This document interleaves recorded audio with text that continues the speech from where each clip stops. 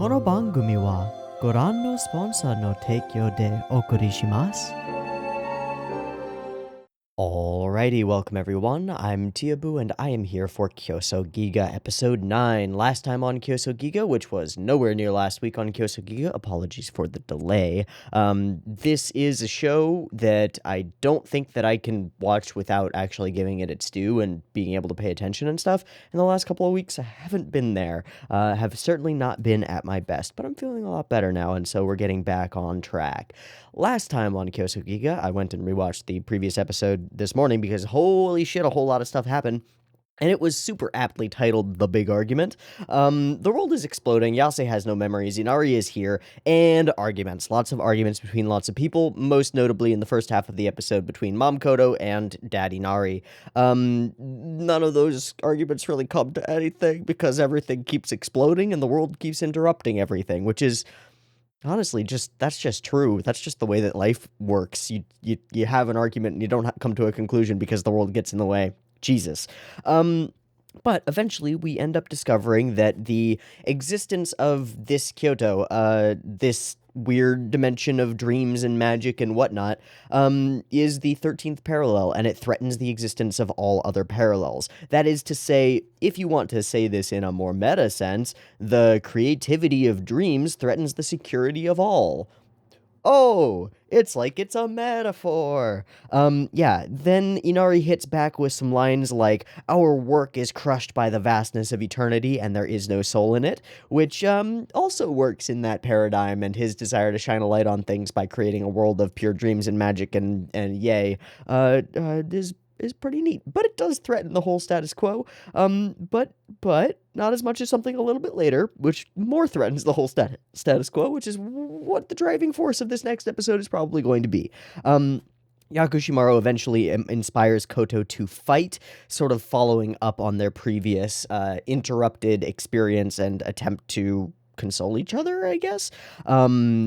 But she ends up threatening the head priest of a shrine using the Aratama.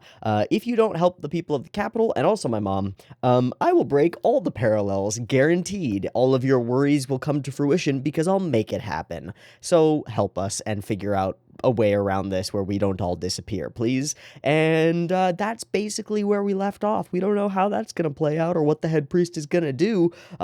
He might just go, no, and explode their world, and everybody dies. Probably not. Probably not going to expect that.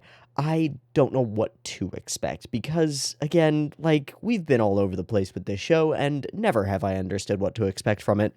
But I expect it to continue being excellent on a couple of different axes, those being the family drama and character study axis. The relationships between those characters have even more ground to grow upon, in a more real way than they were before, I think. Maybe. We'll see. But looking forward to that stuff. I'm also looking forward to uncovering some of the secrets of the universe, the whole deal with these parallels and Shrine, and what cataclysmic events caused this to be the like running status quo of the universe at the moment. Is it, that Shrine is this protective organization that's highly conservative and tries to keep everybody in line and in their place, and then like, why did Inari feel like everybody's soul was being crushed? And how did he have the power to make another parallel in the first place? That's fucking insane. He created a world by drawing. Is that normal? Can anybody do that? Or is Inari really weird and special? Because he seems really weird and special. He also just seems really weird and special as a character. He's fucking strange and really odd, and I don't know, I just keep flashing, every time I think of him, I see the head priest Mioe carrying a little boy and smiling and being like, we have a son now, and looking at him in abject horror, just like, what the fuck have you done? Yeah, I don't know what to expect from this show, but I'm excited to continue it finally. Yeah, let's do that. Yeah. All right, let me make sure that I've got my subtitle thing right. I do, because I've got to mux a couple of files as we're going in order to make that work. And let me check this and make that, and this is good, and that is good as well. I didn't do my whole checklist earlier, which I should have done before the camera was rolling, but I'm an idiot, so... let's watch Kyousougiga episode 9 and see what we think of it. I've got the episode up and ready to go. It's at 0 seconds. There will be 2 versions, picture-in-picture version in the description, timer on YouTube. You want to sync up a thing, you can sync up a thing. Beep beep timer to help you with syncing things coming at you right now. Let's go.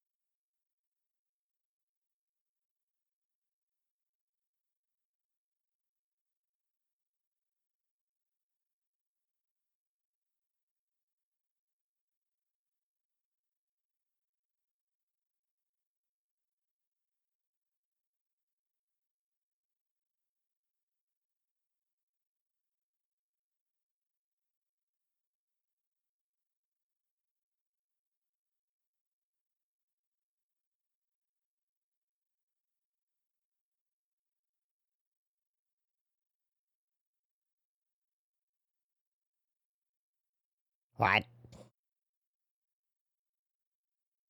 Oh.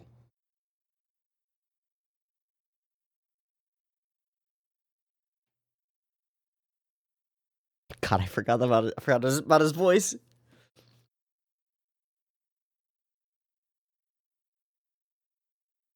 Yeah. But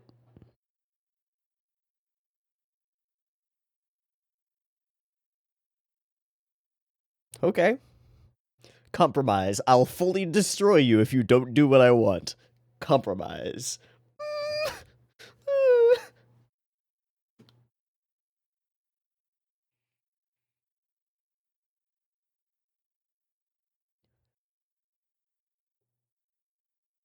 Representatives of gods. God. Single. The dead congregate. Wait.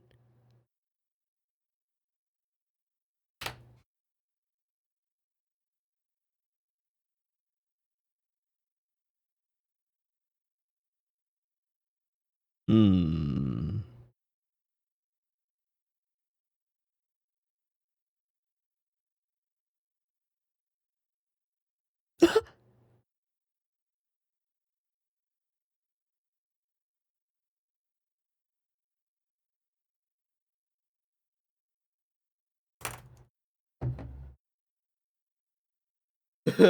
Wait. Wait, is Dad God? Wait. Because he died. Because he died and became someone else who didn't know. Oh my fuck. Wait. No, no, no, no, no, no, no, no, no.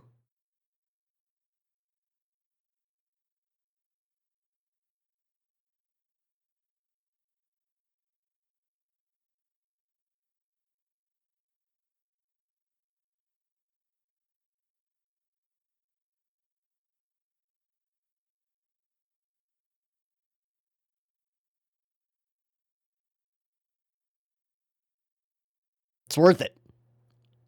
Okay, but wait, is Inari God, but like he's reincarnated multiple times and each time he fucks himself over by not understanding any of the things that he did before and ends up going against them and trying to change things? That makes so much sense. And 0 sense at the same time. Okay, I'm sorry. This is a beautiful sequence where we're demonstrating the value of this area.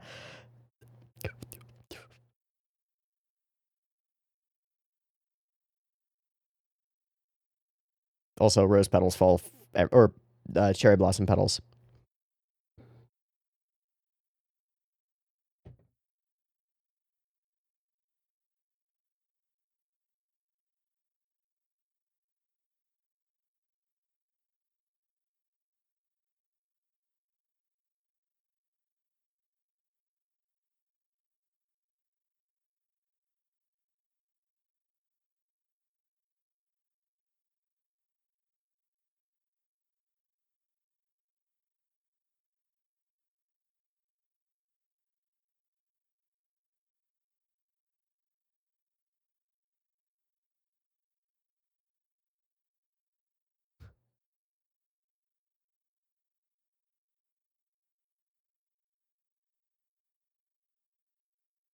And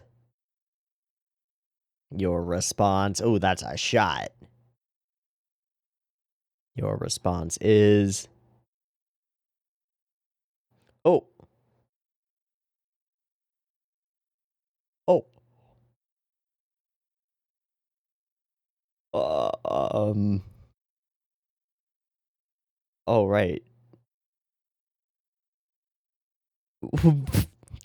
Were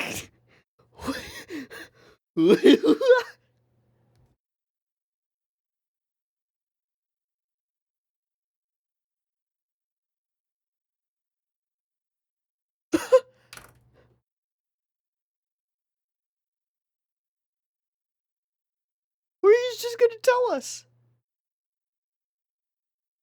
Wait, what? Wait, the head priest is your brother?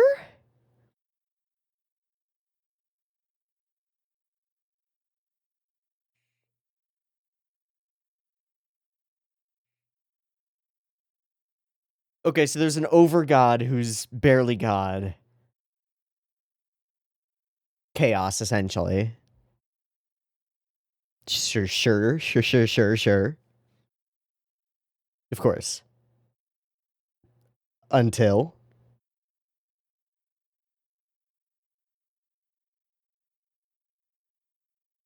Dragons? What the fuck? Why are we taking a stroll down a French street except that we're not moving anywhere?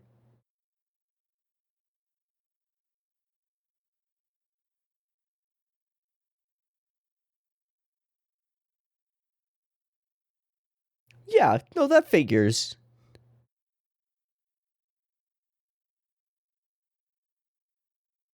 Huh.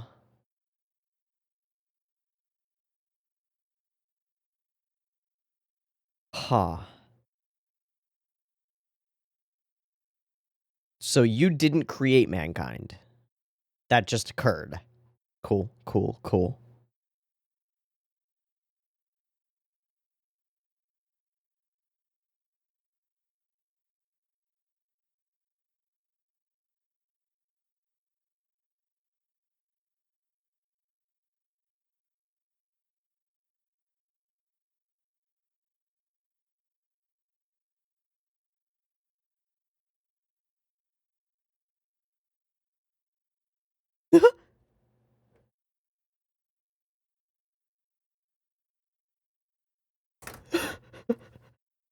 I guess I did okay. You know. Yup.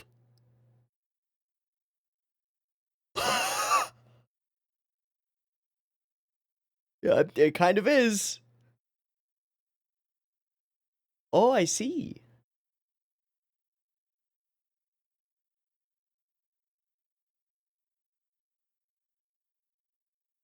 Being born by someone else?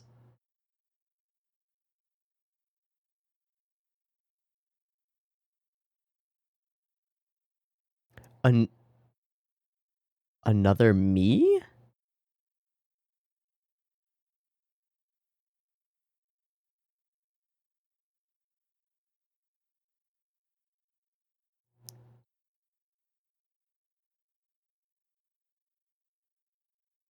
It is so weird to have a childish character tell you that he's fucking God.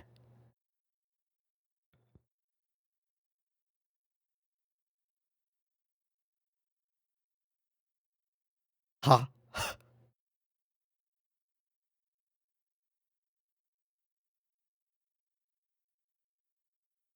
Oh, that's kind of creepy in a way.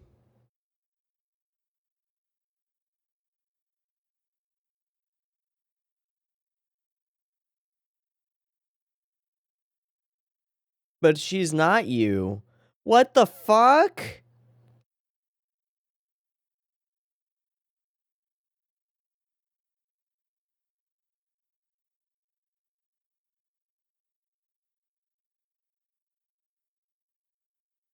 Oh, what? Well, that didn't kill her. That was a lock and a key. Please tell me that that wasn't you just stabbing your daughter self person lady thing?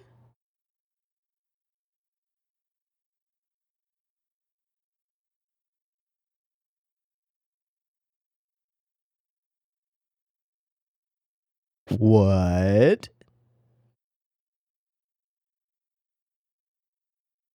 What have you unlocked, man?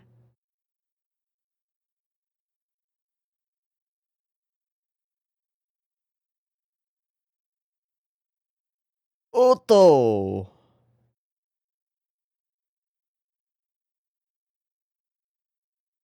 You fucking better.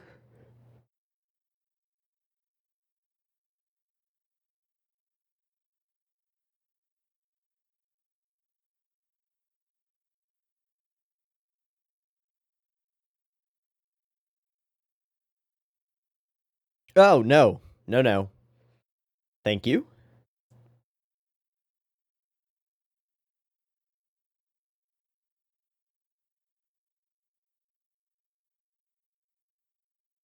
Mm-hmm. Ooh. But I'm not blood related, man.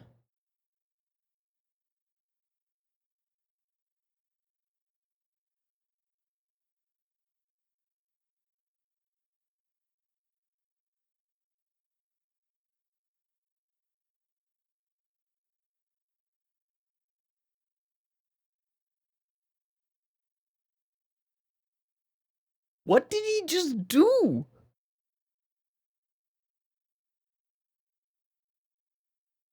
Oh. And you're a disappointment.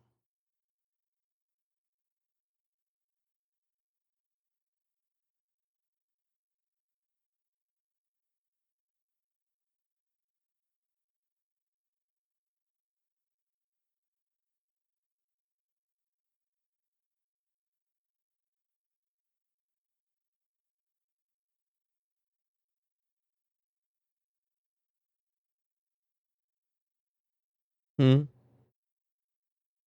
Huh?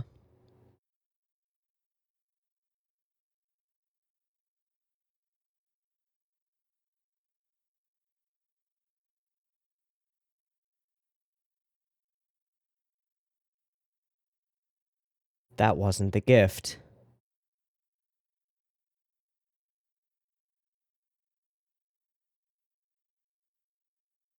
What a divide. Oh.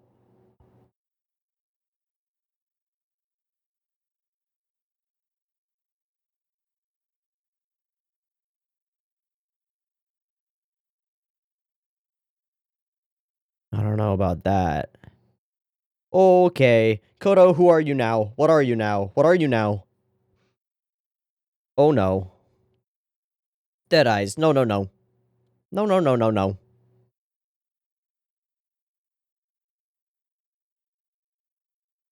He gave the beginning to you. Maybe.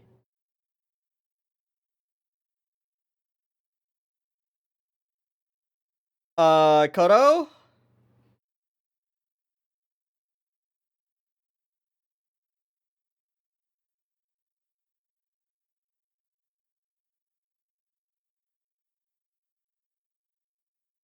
Oh no, Shoko. What the shit? What the shit? Oh my god.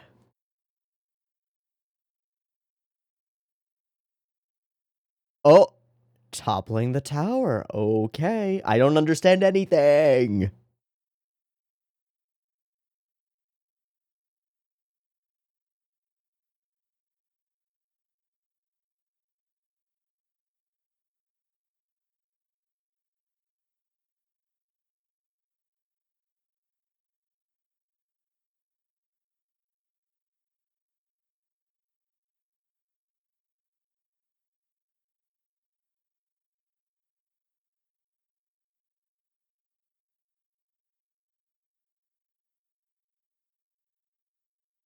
Oh, it's that guy. It's the one she kept beating up, I assume. Okay, shatter the game board. Shatter everything. To what end? Oh.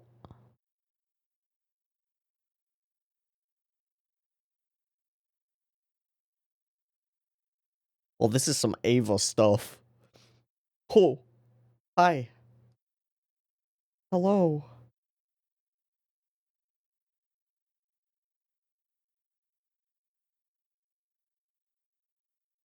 What? I'm immortal? I guess he's immortal. He would have killed himself if he weren't.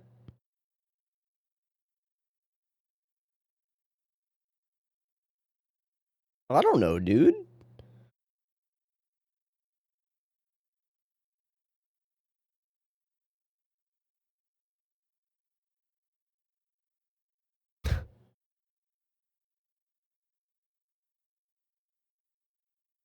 Oh. Hi. Hi, aminals. That's true.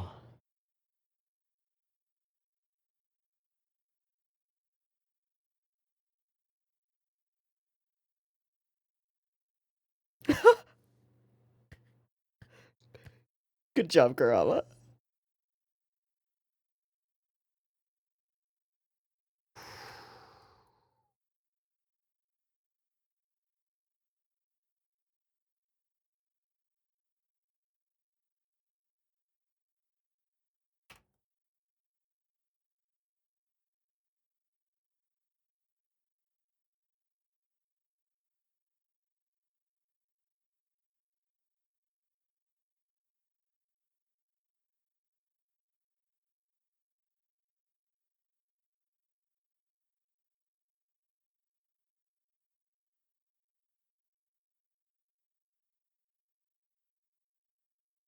They're just facets.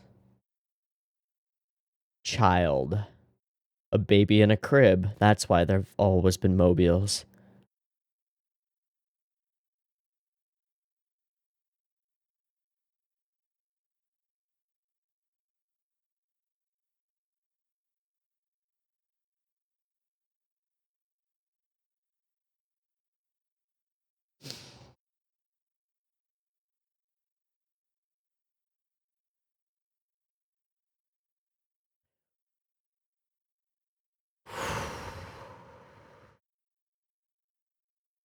It's not going anywhere.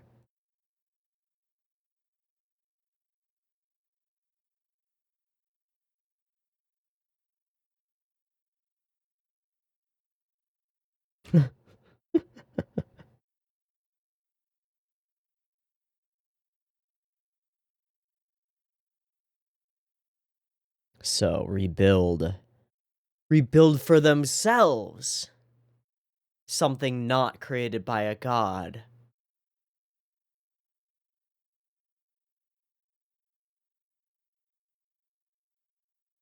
How bright. Bright.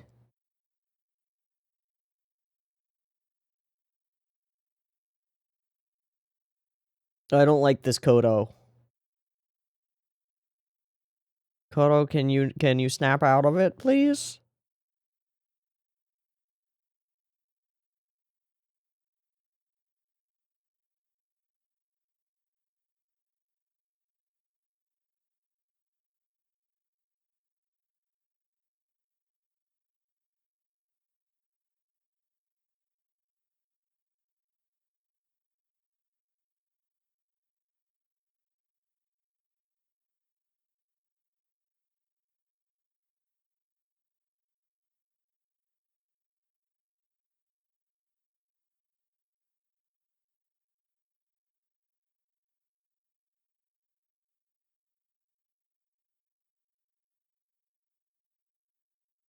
Oh, hi, Yase. Are you yourself in any way? Eh. Hmm.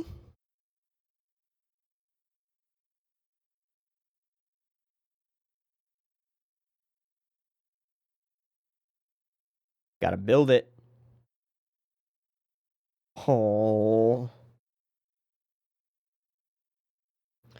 No memories, no past. Just innocent desire to stay. Oh, wow. Yase.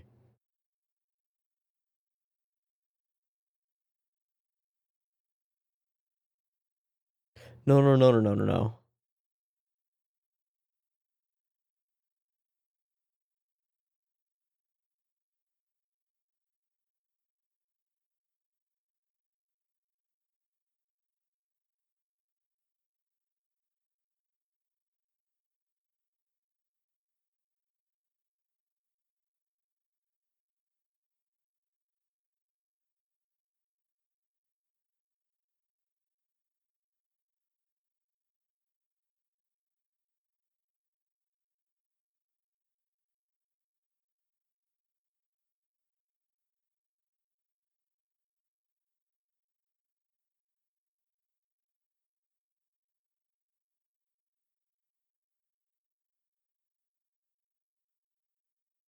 Okay, what are we swelling to?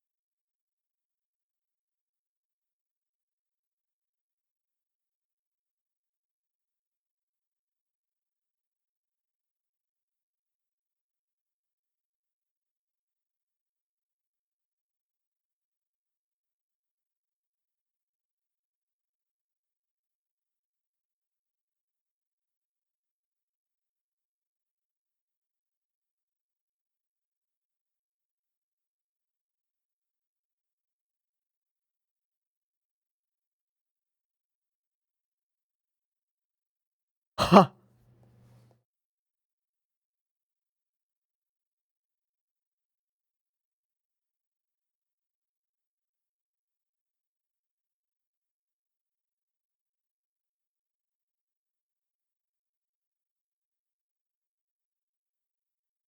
Ho!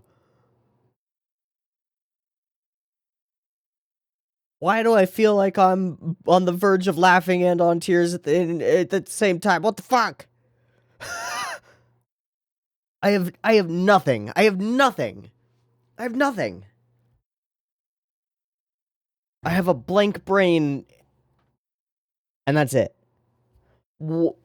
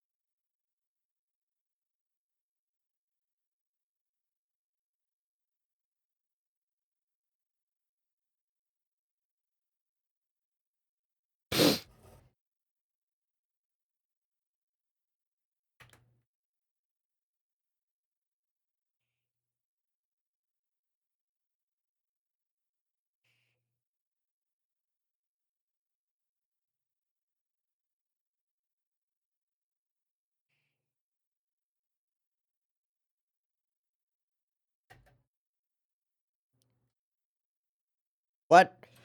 What was that? I don't know, but we're gonna watch the next episode pretty soon.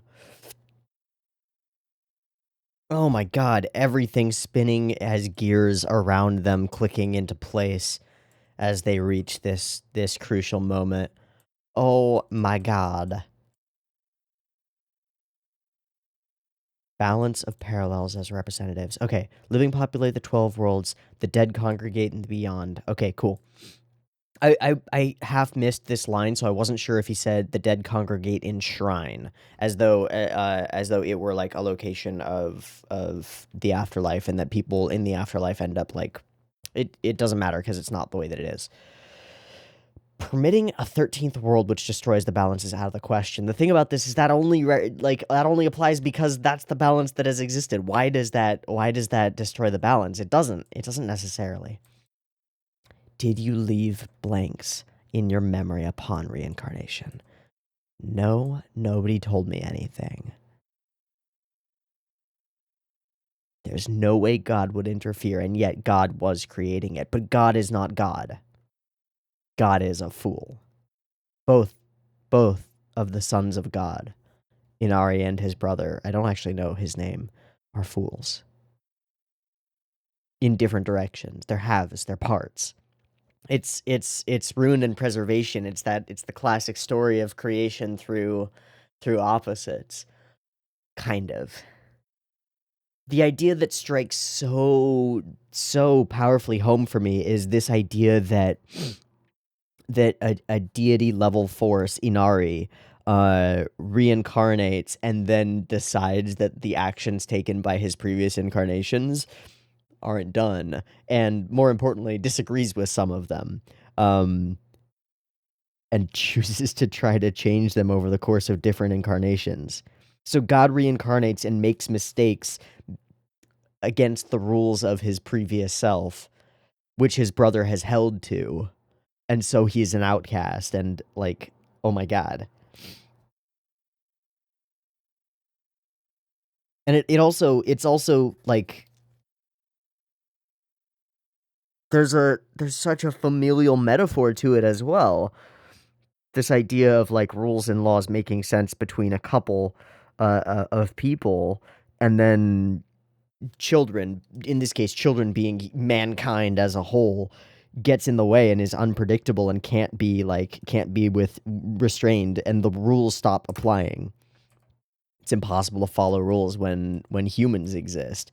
Yeah, how could my master create this place in the first place? Why can I be here? Well, he's God. Yeah, who decides any of what is permissible? This is an episode that's just chock full of great speeches. And then we drive the speech home with this montage sequence, music swelling.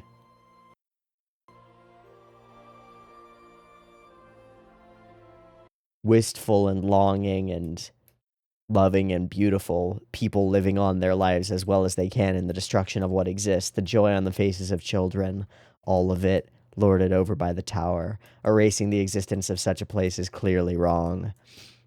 Oh my god. Oh my gods.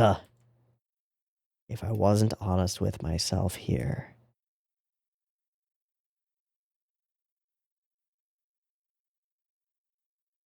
Goom, goom, goom. Gotta love the triple take. I love this shot of the tower. It is so deeply different from every shot of the tower that we've seen. It's simultaneously imposing, but it also vanishes into the horizon. It vanishes into nowhere, and like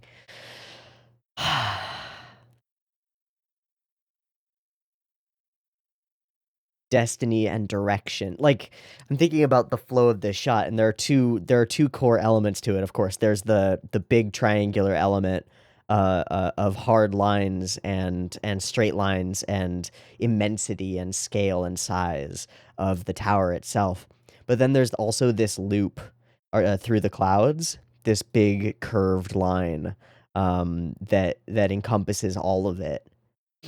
So it more grants the feeling of like the tower piercing the heavens. So there's hope to it too. Oh my god, how is this so good? What the fuck? Okay, and then we do the walk of time, where time doesn't pass properly, and it's so weird. It's so weird. It's such a simple thing, but using a walk cycle like this and essentially treadmilling the ground past them so that they don't make progress the way that they should, absolutely insane. I guess it has to do with the distance between them. So like we're rotating around the head priest, but it doesn't line up because of the scale of things, because they're scaled at the same size. Oh my god, it's so interesting. Okay, so there were the three of us, the head priest, our father, and me. The father was an absentee overgod, Ao, or Chaos, or Kronos, or whatever you want to call it. It's in so many mythologies that it doesn't even matter. The idea of an absentee overgod whose undergods are the fallible ones and create everything is right on the money. But our father didn't feel like doing anything. He just shrugged off the jobs to us. We still listen to him. What else are we going to do? The head priest made an organization to oversee and regulate, and he went along with it. But he was the other impulse, the odd and creative impulse as well. It wasn't even called shrine. Also, there were dragons. What the fuck? Lots of ice and snow for a while. Humans appeared, and my brother and I just spent our days minding our duties. He's exactly how he seems, and he's great. But something new sometimes appears. Things kept being decided behind our back, and mankind really messed everything up. Nothing ever works out. Gosh, these meddling kids. I've forgotten what a well-sorted world was like, and that's maybe right. That's maybe right. I'd do what I wanted. And that impulse to do what he wanted caused him to fall in love with Kodo, create Shrine, create this family, save Yakushimaru's life against his wishes. I wasn't exclusively helpful, but I guess I helped. Inari has always got the wrong emotion for the situation. That's the thing, is like his emotions are not bound by the scenes that he's in the way that they should be for coherence. And so he stands out always. Now, this whole being born to somebody else thing, I don't understand. Is he talking about the idea of having like a daughter?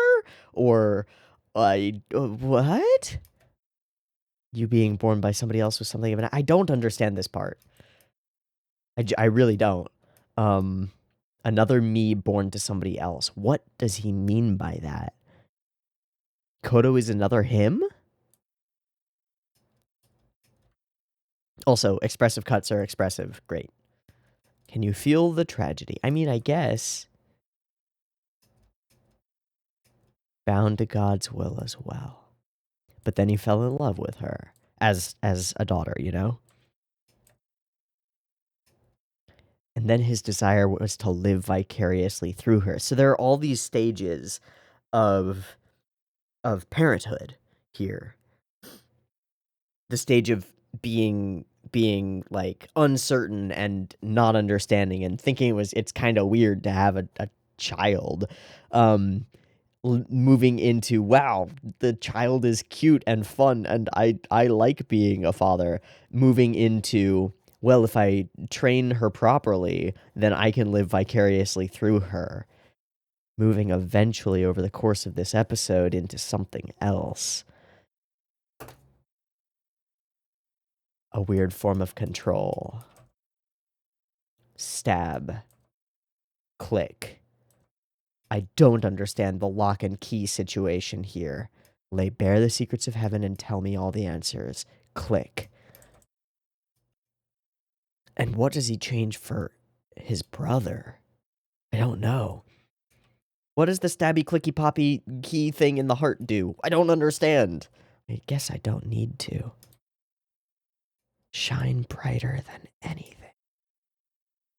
Your light can put cracks into this warped world. Then he goes in for the kiss, and and Un are not having it, which is good. I love this shot. We show it a number of times, but there are two things to it. One is there's the huge spatial divide between characters on each side, right? Mioe Yakushimaru is over on one side to the right, everybody else to the left, with a scattering of people throughout. The other thing is the asymmetry of the divide and the like breakup lines between them, because the core breaks between them are all of this stuff is all mangled and creates chaos in the background, but this literal fissure in the ground, just like many literal cracks in the ground in many shots from many shows and movies and other things, serves to create a divide between them, a literal chasm between them. But it's all off to one side, and that creates an unbalanced symmetry to it all as well, and pushes him all the way off to the side. And then I don't know how to explain how this works, but this shot following that up compounds it, right? Like, it actually does, doesn't it? So we've got this huge divide between them, and then we're hyper close to Inari, but he's talking to a wall. There's not only distance between him, there's depth, there's void, there's nothing.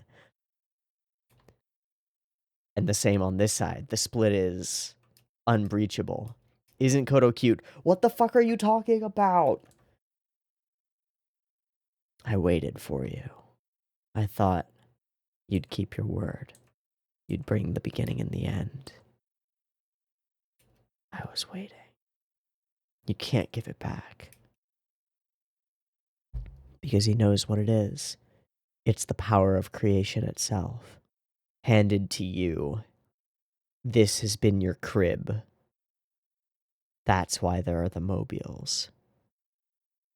In the back of my mind, I always thought it was a Yase thing. Right? That she just wanted to surround everything with colorful bits and pieces. I was aware that they were, like, child's mobiles, but that was like a childish Yase thing. No. This place was a crib. A crib for a successor. Or something like it. And it was that weight of responsibility that he hated.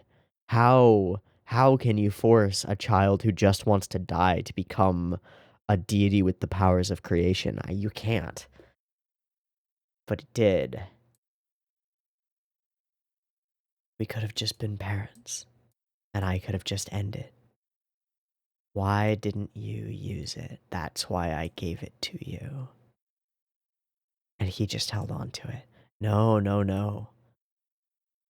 No, no, no. It was given to you. It is yours, and you cannot be rid of it no matter how you try. Welcome to life. Back to our metaphor. Child, you have been gifted life, and by being gifted life by your parents, who you hate for doing it to you, without your request, with that gift comes the power to create, the power of life itself. And that is a dilemma that every child faces. Why didn't you use it? I'm done dancing to your tune, grrr. I never asked for this, but it's yours, and you cannot be rid of it. It comes back. The beginning and the end in tow, but you just bring the end. Really? Okay, and then horrifyingly Kodo becomes... I don't understand why we turn Kodo into a machine of destruction. I just don't understand it. It's too weird.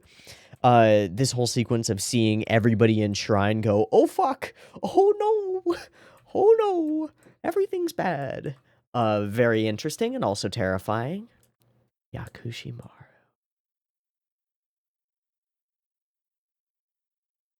He's immortal anyway. Huh. A god himself. Something I could do. I couldn't do anything. The beads and the three... I still don't understand the three animals. There's something really significant about them, but I don't understand it. Yo. Smack. Get a grip. I don't even exist. I don't have the powers of creation. I don't have life. I was created for you. I love this line. Your world changes with you, and only then. It's an IFF, if and only if. You change, the world changes. It seems true. Don't dwell on the past. Don't dwell on the fakeness. Surely you understand, right? This was your place to rule. Your world to create and shape as you willed, and you just let it go. Time to leave the baby's crib, to leave the comfort zone, to take responsibility, to become alive. There's a sequence of shots here where the framing of them is bonkers. Here's one. Oh my god. Ah. The bright light, the obscuring objects in the foreground. Ah. And then we get another one a little bit later, just moments later. Yeah. Look at me. We get it for just a flash. Here. Yeah. Ah. Ah. Line. Wow. Wow. It's like stained glass. It's like stained glass. That's what this is. Oh, it's so good. See, because it's the same diamond shape, but this time it's Mioe creating one of the edges. Ah. The things you ought to do are not in the past just yet. Move toward the light. Your past remains. It doesn't leave you. And he calls him by name. Let's go rebuild. Let's go recreate. Oh, this is so stark. The bright blood red on darkness. And then there's this poem that he speaks that almost feels like it's in the format of one of the 100 Poets poems.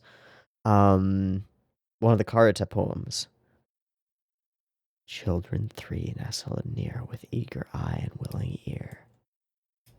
Okay, unfortunately the translation makes it a little bit more rhymey than it is because it's not. Because whoever was doing the translations was not a poet and didn't understand the poetry that was going on there. But you can hear it in his voice.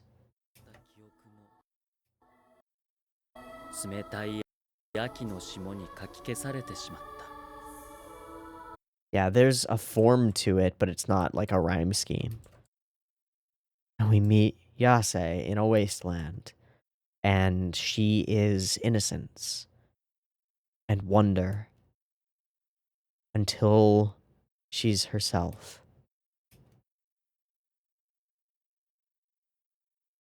And losing herself in the same moment at the same time. And it's heartbreaking. This is heartbreaking. He realizes, like, in this moment we see in his eyes the fear of loss. How can you fear loss and desire your own death when your own death is the loss of everything? How can that be? You always wished for your own death, but never the death of this world. Never the mirror capitals. A hopeless little brother, but a fine Mioe, a fine head priest. A fine ruler of a world.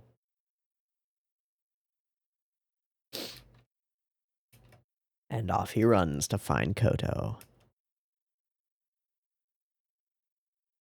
What is it but a dream? No, it's exactly that. Life is exactly that. A dream. Crackledy crackledy. Woof. Woof. The doggo just watches. I wonder if that doggo is more important than I think that doggo is. I don't know.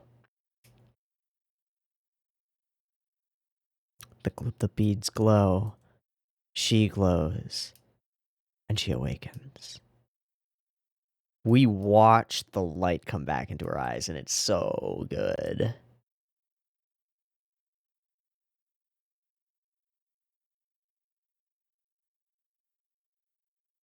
She drops the aratama. What should I do?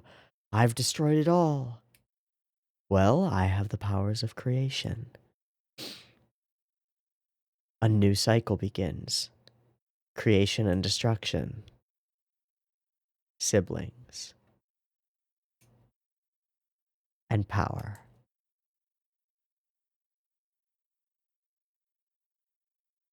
You don't bring the end. You're my beginning. Ah. It ends. Ah. This is a mind-blowing episode. This is so insanely good.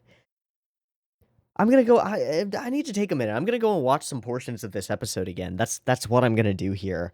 Because there's some stuff in here that just like I need to re-register. I'll be back in somewhere like less than 20 minutes or so.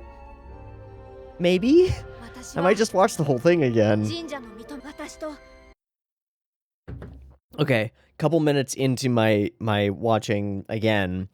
First off, the use of music, even in these first few minutes, and it gets more striking as the episode goes on, so I expect to be stopping and then saying this again. The music is so fucking good. Like, this is the song that I chose to use for the little shout-out introductions, and it is used to extraordinary effect here for the montage sequence of, like, the value of this place. It's so right. It's so right. I want to know the truth about myself and the world around me is so good. Okay, onward. I keep coming back to this sequence where old Myoe, Inari, runs up and whirls Kodo into like a walk on the French water side. It just evokes that for me immediately. It's a stroll down like a waterfront street with like shops and stuff. I see it when we get here. It's the music and it's the whisking her along into his flow, right? And his flow, part of the thing that works here is what I said before. It doesn't work visually. It doesn't track. This isn't right visually. Like, if you made this visually correct, these three would be scaled down further. These two would be scaled up further, and their walk would bring them faster across the screen, right? But it doesn't, because we're not in a legitimate or realistic or real flow. We're in his flow, his world, Inari's like understanding of things and understanding of time, and it just moves differently than everybody else's. And he tries to whisk her up along into it. And he basically explains to us that like we have a whole history, a whole tradition of parents fucking over their kids. Great OVAdrive helped like create everything and then was like, I'm not gonna do anything. Left them to do all the organization and ridiculousness. Shrine priest, head priest guy is organized and regulatory and tries to keep everything as it should be, but there isn't any real definition of what should be. It's just dogma and axioms and like, this is the rules, this is how it is, this is what God says should be. And Inari is ridiculous and selfish and a person, a weird person without a lot of the grounding that makes people, but he's a father and a god and a father, and very Freudianly and literally God the Father. And thus, the course of this episode is... The course of this episode is one thing. The center of this episode is Myoe, Yakushimaru, and his revelation that the return of his parents, the people that he's been waiting for to come back and give meaning to his life, isn't going to bring meaning into his life because his parents are fuck-ups too. Because Inari is a fool. And very literally a jester and a fool. A reincarnated version of himself who goes against his own ideas and the ideas of his father and the ideas of the universe. And that instinct to go against such things might be admirable, but Inari keeps fucking it up. So we recognize that our parents are God. We recognize that our parents being God to us does not make them infallible. Recognize that they are fallible, and recognize in that recognition that our fallibility, our fear of our own failure in taking up the responsibilities granted to us by life, our fear of that failure is entirely warranted and unavoidable and universal. Our parents fucked it up. We're going to fuck it up too, but we have the ability to try and take the reins and try to improve. That's all we've got. That's the real world, baby. You grow up as a little kid and your parents are gods. They control who gets to eat from the cookie jar and you don't. And then you start to grow up and you realize that your parents sneak cookies from the cookie jar too. And that's, wait a second, you're not gods. You break your own rules. How dare you? And we get that indignance toward them, that rage at them. How dare you make these choices for me? And then we grow up a little bit more and we recognize that pretty much everybody is fallible in that way, and that we ourselves have the power to determine when we can take cookies from the cookie jar. And then we eat too many cookies and feel sick and realize, oh shit, maybe we should take the reins of these things, but maybe some of the things that were done before make sense. Great, we have the power to change everything. It's a terrifying responsibility, and yet we must accept it. Otherwise, we just end up languishing and waiting to die. An end only, no beginnings. But we see beginnings in the new life that is Koto. Ah! Okay, I'm gonna return to rewatching and stuff. I said before that we're probably gonna watch the next episode. I'm wrong. We're not. There's too much in this one. I was waiting. Yes. A baby in a crib. Where's my mom and dad? But he had the power to climb out of the crib the whole time. Why won't you, then, be the beginning? Heh, be the beginning. Oh, what a poorly named show. Okay, I mentioned music once. Can we mention music again? Because, like... Oh my god.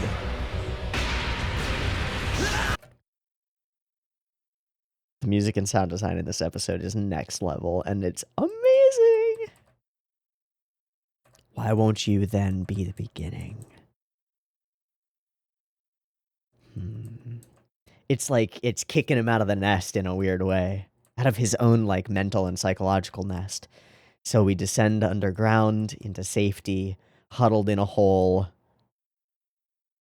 Might be better off staying buried here forever. Schmack! Get a grip. We have no power. It's all you. All an illusion that you've chosen to believe. I've stopped rewatching. Fuck. Oh god, I'm just skimming through again. It's so worth skimming through. It's also so worth watching. Okay. I'm gonna come to something of like a conclusion here, sort of. Because there's one other thing that I want to say about this episode, and I don't know how to say it. I wrote down as a note. Let me wait for, there's a trash truck going by. I'm gonna wait for the trash truck to go by. Okay, trash truck has gone by. I wrote down as a note, emotion that transcends understanding. Over the course of the last week and a half or so, I have many times gone and reached for this book. This book. I like this book a lot. This book has a lot of stuff in it that helps me in my more scientific-y mind put into words and like genuine comprehension why certain shots and compositions and ways of framing things and ways of creating scenes and sequences create different emotions, because I'm desperately interested in figuring out why certain things make me feel the way that they do. I have a feeling, and it's obviously false, because there is somebody who designed this to create certain emotions, and it has worked. But I have this feeling that the emotion evoked by this episode of animation is not something that I can science my way through. It transcends that, I think. And I'm obviously wrong, but in the same way that, like, sufficiently advanced scientific or sufficiently advanced technology might look like magic to someone who doesn't comprehend the underlying principles. This episode, to me, is magic because having read what I've read and looked into what I've looked into and thought about the ways of creating and evoking emotion through animation and music and other things, I look at this and I go, I don't understand. I don't understand how it made me feel the way that it did. I don't understand why I ended up being and feeling the need to be almost entirely silent during the second half of the episode as things began to explode. I don't understand. And I might never understand. But that inability to comprehend does not equate to a lack of interesting things here. This episode is chock full of interesting things, scenes and emotions and feelings and conveyance and story that resonate without me understanding what the tone it's hitting is. What do I mean? I mean that I feel it in here, not in here. And I don't know how. All I can do is go, that was cool. And it was. Now, that doesn't mean that I'm going to give up trying to understand it, but it does mean that I might not be able to glean much more from it right now on camera talking about it. This is inspiring because it makes me want to reach a level where I can comprehend what the fuck is going on here. And it makes me, in the same way, recognize just how much of a child I am in terms of understanding and comprehending this kind of artistic expression. Fucking sick. What could be more thrilling than seeing something that you are trying to understand that goes so far beyond the things that you understand that I don't even know how to grapple with it. I don't know, but it thrills me. This show really good. Nailed it. Nailed it. The show good, yo. It is good. It is, though. How did it do that? How did it do that? I don't know. What will it do next? Next episode is the finale. I mean, this is the build-up toward the finale. We've got our characters in place and they've made their core decisions. What is next? What kind of world do they construct for themselves? It won't be just a rebuilding of what was before. What is the world of Myoe Yakushimaru, created hand in hand with Sister Kodo? They together are humans wielding the powers of creation and destruction. What will they create, and what will they destroy? Well, they've already done the destruction, shattering this world in order to create a more blank slate. That's fucking cool. It's also, just a side note thing that I just sort of recognized. Part of Myoe's beads has always been that they are a string. They are a connection of, or a collection of connected individual elements, all strung together. Very much like DNA, they are connection and bonding of things. The hammer, the aratama, is a destroyer. It shatters things, right? And so they're these two sides of a coin. Also, coins. What's up with the coins? What are those? What are those? I don't know. Oh, of course he's immortal. He ate the pomegranate. That makes sense.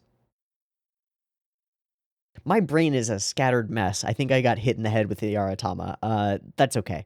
I'm going to leave it with this. This episode transcends my understanding of art in really interesting ways that, like, simultaneously manage to be entertainment and also high art, and I'm not sure which is more important. But this episode, I think, is both. Hell yeah. Let's wrap there. Me, Teeaboo, this Kyousougiga episode 9. See you next week for Kyousougiga episode 10. I expect insanity. That's it. I'll see you there. Peace.